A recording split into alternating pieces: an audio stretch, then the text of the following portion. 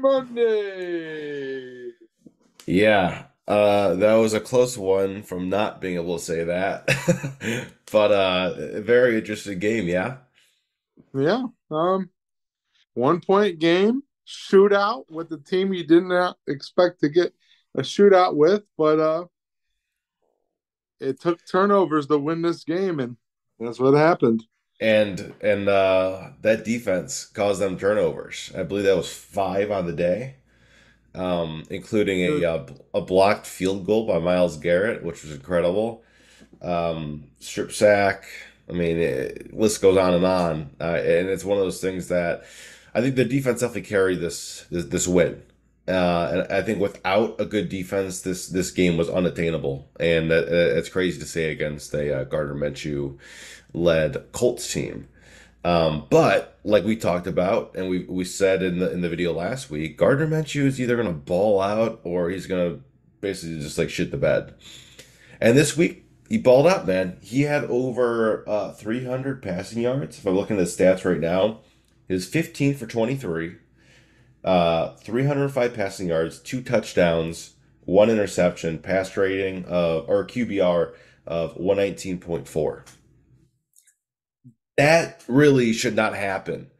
Um, with this defense, they found they found the gaps. They found and they exploited it all game. Um, I'm not saying, burn this defense down because that is not what I'm saying at all. But this defense definitely should take a look at what they did and find a way to, you know, kind of look at a way to solve that because you shouldn't really let that happen. Um, Colts had a really good run game as well. Jonathan Taylor looked like Jonathan Taylor for the first time in the last because this is his third week back. But 18 carries, 75 yards and a tutty. And Zach Moss, 18 attempts for 57 yards. And Gardner Minshew had two rushing touchdowns. Pretty crazy. Yeah, it was the Colts definitely had a great game plan offensively to attack the Browns. Yeah, Honestly, a great game plan on both sides of the ball. Offensively, they found ways to get through that tight man coverage, and they forced the Browns to mix in a couple of zone plays. But Minshew, yeah. being the veteran that he is, um, really saw that, and he took advantage of every opportunity that was given to him. Um, Yeah, I mean, you know, especially when he had two free plays, because of offsides. He was like, "This is a free play, man. I'm going to bomb this downfield and hope for the best." And they knocked it out of the park on both of those. Massive gains, both of those plays. You couldn't. You weren't going to lose that play. Let's just see what happens. And man, he really that really hurt us. Those two massive plays right there. yes, a lot of the time it was the Browns being the man coverage. With man coverage, what that allows you to do is it takes the secondary's eyes off the quarterback. And if you're not bringing the pass rush is not getting there quick enough, the quarterback can take off and run and can get a free, 10 yards. That's something that Lamar Jackson's very good at. Basically any mobile quarterback's good at. You see man coverage that gives you basically a good green light to go ahead Yeah, and take off with that ball. Zone coverage, I think we've seen a lot yesterday was you're allowed to pick apart the open pockets in the field in zone coverage, and it was like he was just reading us so well. hmm Um, but to add in the mix of the run that the Colts were doing, I mean, this is the one thing I always say about the run game, and I've probably said in every episode is even if it's not what you want, like you're getting 2-3 yards a carry. Um, it's eventually going to start popping off. and it Um, did with Jonathan yeah, Taylor. Man, yeah, you saw the defense kind of struggle in that touchdown that he had. That whole drive was very good. yeah. I mean, they were getting 20 yards a pop on some runs, and they were just going right up the middle, little counters, right up the middle. And it seemed like they ran the same play most of the game. until the Browns finally adjusted. But when you spend 3/4 of the game on the field, I would expect the defense to get a little tired, and it was a tough game. Um, and I think it kind of starts on the offensive side of the ball. Yeah, Um, let's talk about that. yeah, it wasn't. It was. It's a weird game because you can't say it was complimentary football, but it was at the same time. You don't play complimentary foot. I mean, you can't say complimentary football and score 39 points. Like you're Yeah, you're blessed to score 39 points. yeah, very rough around the edges that entire game, but we just kept going. We kept like no matter. I feel like yes, there were some drives that we went nowhere on, but there's so many drives that we had big chunk plays and things that just kind of happened that um, I mean literally needed to happen. And I think that offense, as much as it was such a big question mark, especially after I mean Deshaun went one for five with an interception, and then knocked out of the game and then PJ Walker came in. In my opinion, Deshaun should have not even played this week. If you're not 100%, I don't want you out there. And don't try to be a hero. And it didn't look good when he was out there for, when he was. But PJ Walker came in 15 for 32, 178 yards, no touchdowns, one interception, QBR of 55.6. Now, did PJ Walker have a great game? No, he didn't have a great game, but he had the game that he needed to have for us to at least win. He made some good plays, managed the game, and really put the ball into our running backs' hands. Um, like I said, this I don't think this game would have been winnable, obviously, without our defense. But just going from stats right now, is Jerome Ford, 11 carries, 74 yards, one touchdown, and that long touchdown, obviously, was a 69-yard rush. So when you break down, he had 10 rushes for 6 yards after that. It's concerning, but he was also got hurt and did not play the remainder of the game when Kareem Hunt and Pierre Strong came in and had some nice runs. But obviously, Kareem Hunt was the star with two touchdowns there. Kareem had the go ahead win touchdown to take the lead back, and we have different opinions on that last drive the Browns had. I thought it was crazy. I thought it was a terrible drive and a terrible play calling by Kevin. Um, I get you want to waste time, but I don't think you leave it up to fourth and goal with on the 1 yard line to hope. And luckily, Kareem Hunt did make it past. And some people I've seen said that he didn't get past. He got past, but also, you know what? Have you seen why he got pulled back? It was Nick Harris. Okay, yeah, no. But I'm just saying the Colts defender grabbed his face mask and ripped him back. That is why he got pulled back away from the line of scrimmage, even though he broke the plane. The Colts player, blank on his number, grabbed Kareem Hunt's face mask and ripped him back. So, he made it past and he got the touchdown. Second of all, that wasn't called. So, just want to point that out for anybody that's kind of feeling a little hurt over that. Well, Go back and watch it. That should have been a penalty, even if. yeah, that ball crossed the plane. Yeah, There was no doubt about that. That ball crossed the plane. Um, I completely disagree with you about not I running know. the ball more than once because you got to put it in perspective of the game. Um, and it's funny that you said that because I just got back home and I was listening on the radio with Jeff Phelps. They were talking about the same thing. Oh, Um, really? yeah, you had 5 shots at the end zone, including that penalty, which we'll get to it in a second.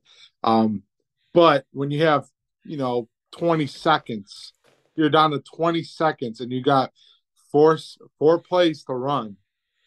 You have you have no timeouts. the way the Colts are playing the run, dude, like you can't Yeah, take that risk because one, you're gonna rush your offense. You're gonna you're rush wasting your a lot offense. of time.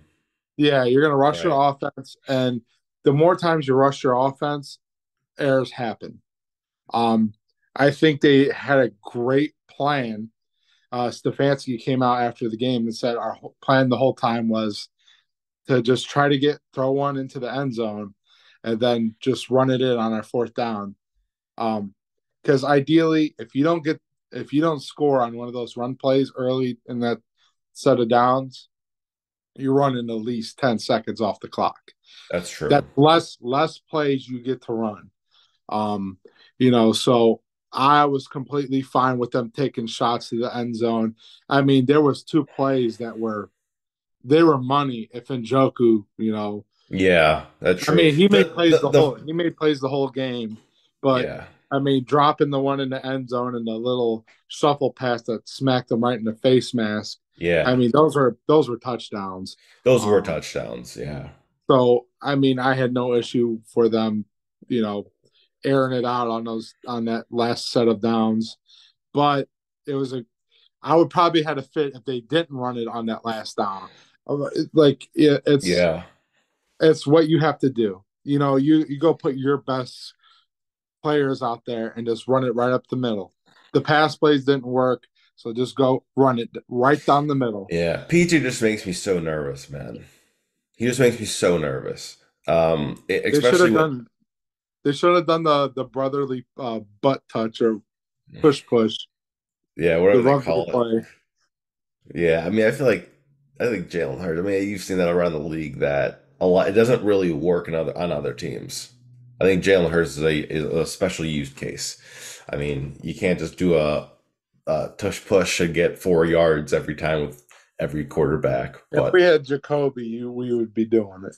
oh, for sure, yeah.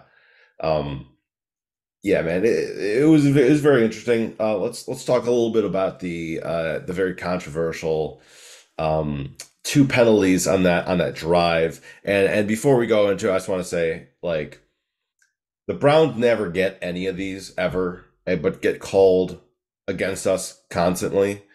And it's nice to have one where it does go in our favor. If people say it wasn't, or it was, it wasn't a penalty or whatever. They obviously call it for a reason. There's a lot of points that we can make that go the other way, but at the end of the day, the game's over and the Browns won it. But how do you feel about those two penalties that were called on that game-winning drive? Well, it's one of those bang bang plays. I mean, there were penalties, but it's usually ones that don't get called that late in the game. Um, Yes. they were kind of bailout calls, which sometimes you just do for them. And they had a penalty, a pass interference call earlier on in that drive on Amari that they ended up waving off.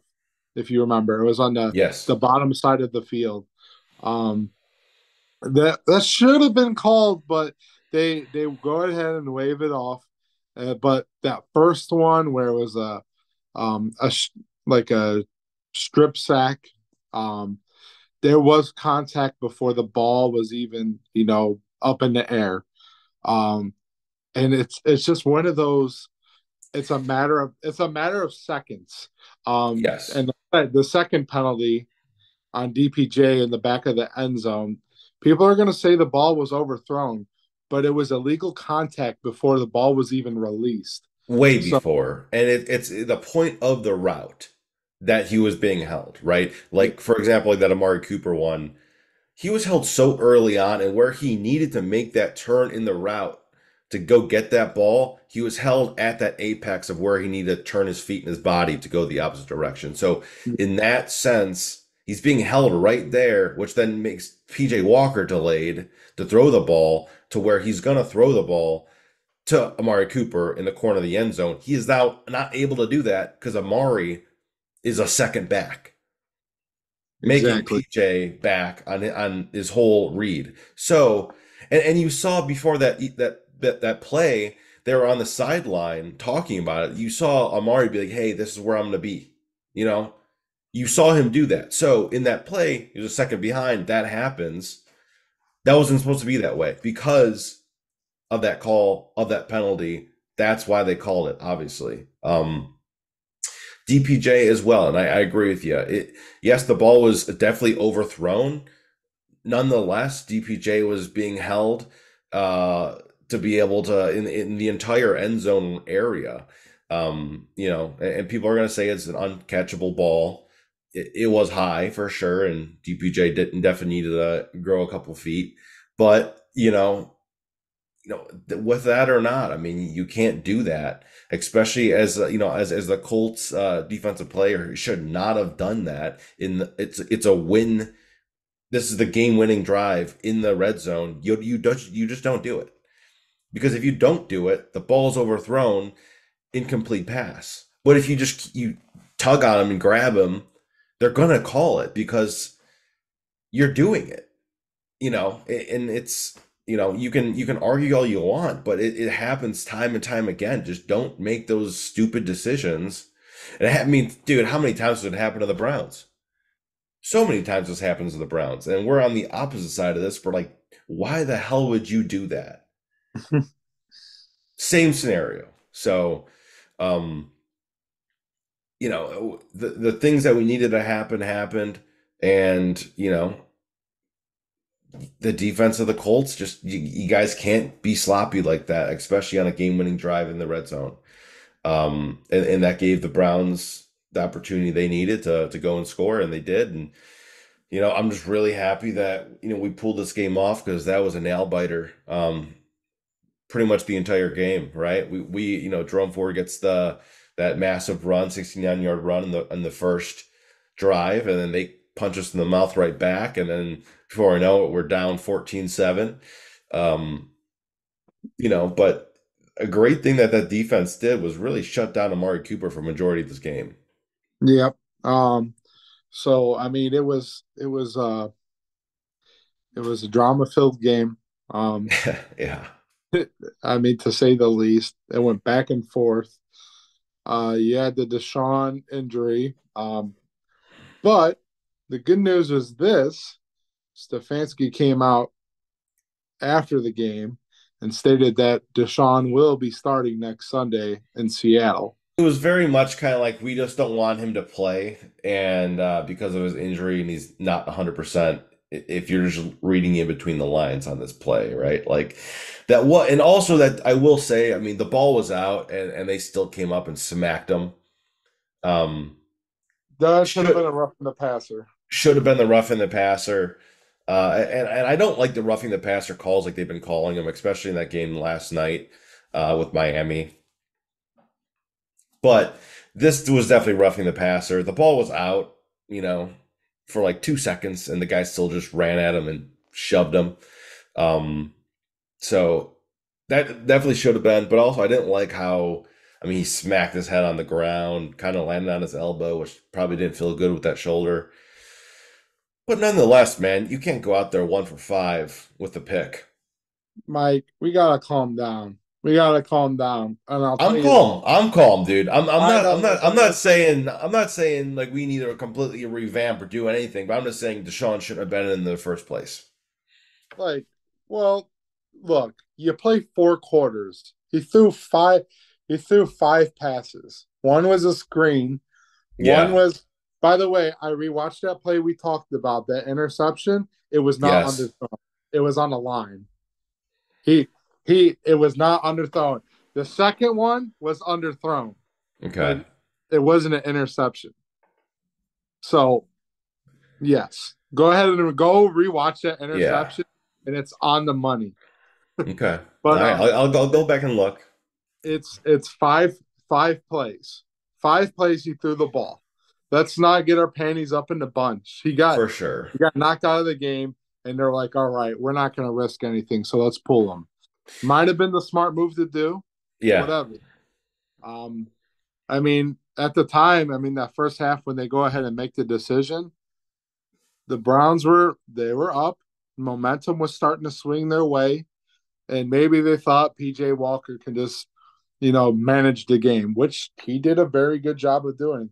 A lot of three and outs because we ran the ball early in the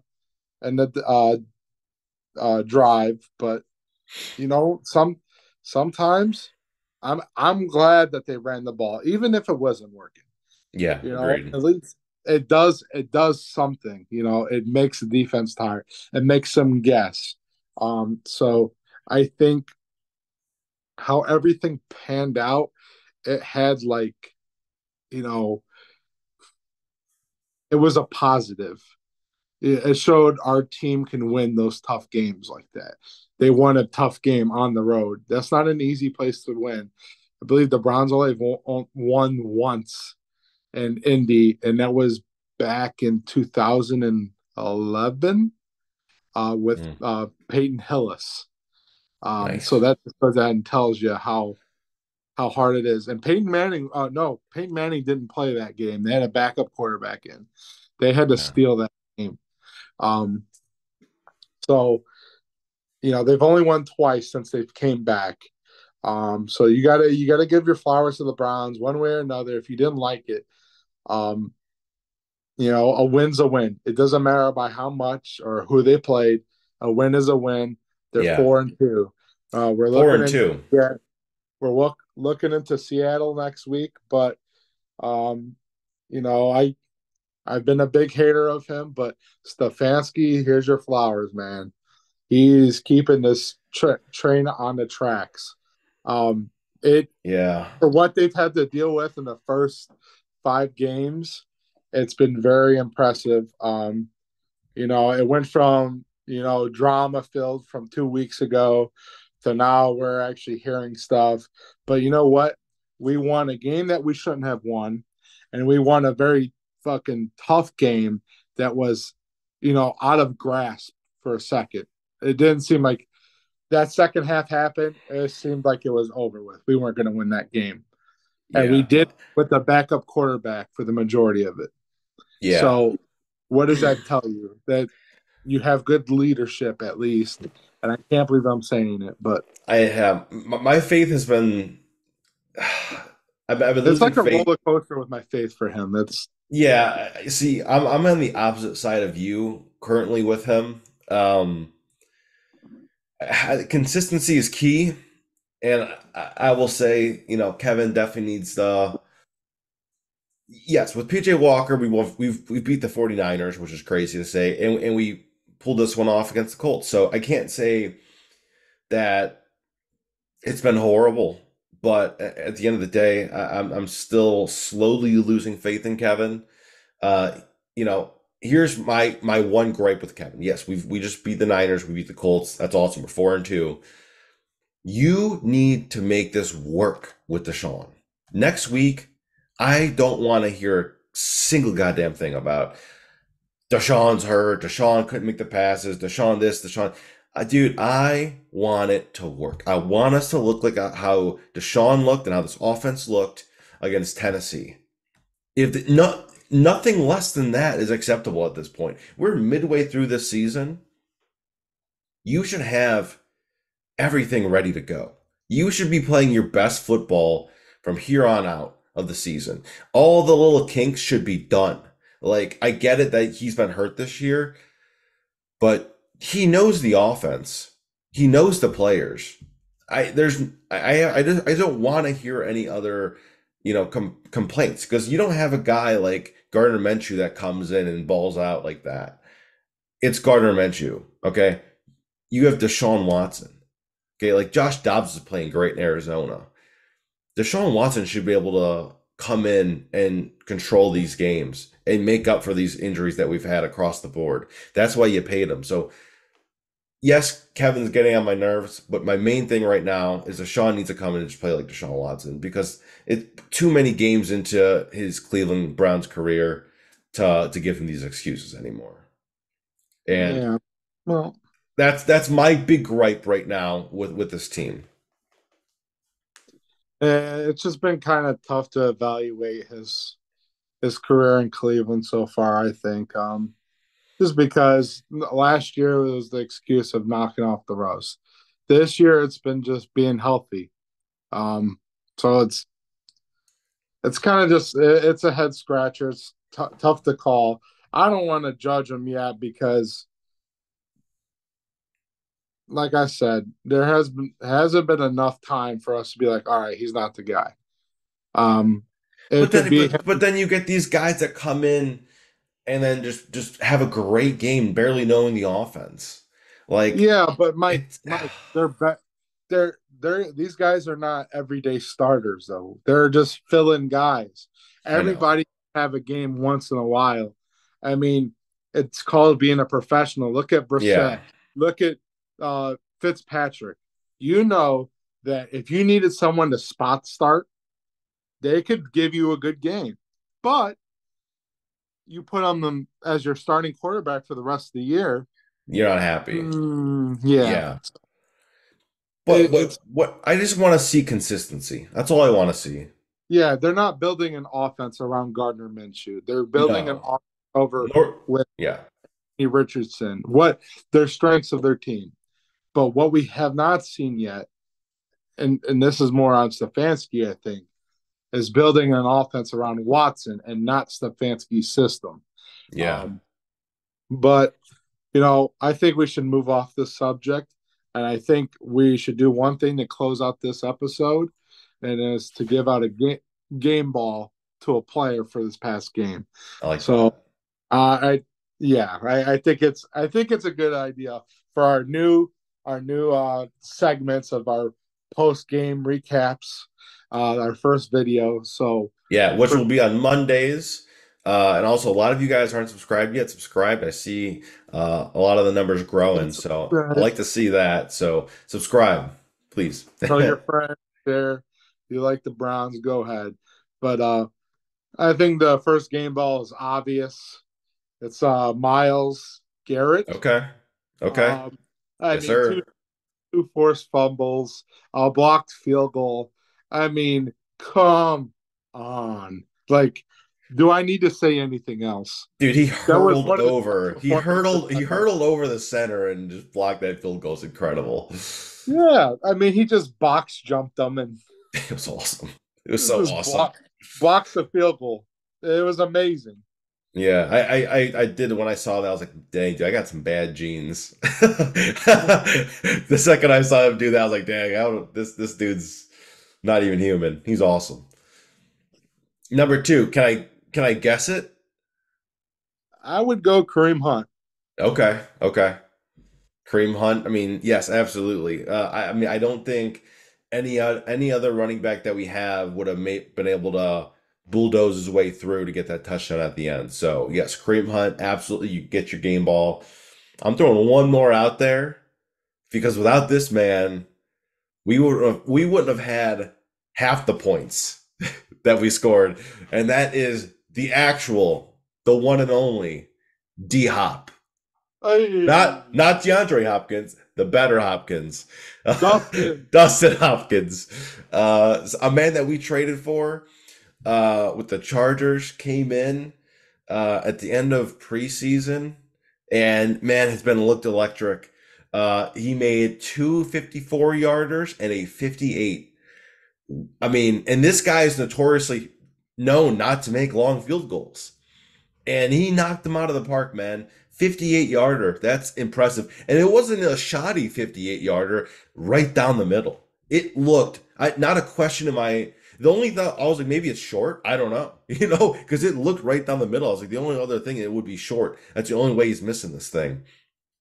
He looked awesome. And for fantasy, he had 22 points as a kicker. So I'm very jealous to whoever had him. I looked that up today, on Yahoo at least. 22 points. I don't have them, but whoever does, congratulations. I just want to make a quick little thing about of D Hop is I don't know if you noticed during the game they did a side by side comparison of him and Cade York in his full Mm-mm. season with the Oh, Browns. I didn't see that. So Hopkins has already made more field goals than Cade York. Um, Cade York missed like 12 field goals last year, and he has already tripled the amount of kicks above 50 yards and out. and he's only Wow. played 6 games with the Browns. I was gonna So say yeah, that's definitely that's something there. that's impressive. And I will say this: um, never draft a kicker. We saw what happened last week. Especially in the fourth round. Yeah. Well, dude, I mean, 49ers drafted what's his face in the third. So, Well, Moody's been woof. very good. I'll He is good. Okay, yeah, I even agree. He's much better than Cade York. he was perfect up until that Cleveland game. I know, but I just feel They good also about it. played most of the games on the West Coast, and when Yeah, they did over here, they played when it was still warm. You know, so the yeah, weather's starting to change. So, are you going to be able to make that kick when you're playing in Cincinnati or, you yeah. know? We got bad weather. It's windy. It's rough up here during the the fall slash winter seasons up here in Cleveland. So, yeah, no, all three of you guys definitely get a game ball. You guys were awesome, and this game couldn't have been won without those players. So, shout out to all of them, and shout out to all the Browns faithful and players, coaches, fans. Fans are a big part of it, like us. So, guys, thank you so much for watching. Like I said, subscribe if you haven't already. Appreciate it, and look for this video on Mondays, and we'll also be doing our videos on Thursday or Fridays. So, thank you so much. Go Browns. Peace out, everyone. Happy Victory Monday. Yeah. Go Browns.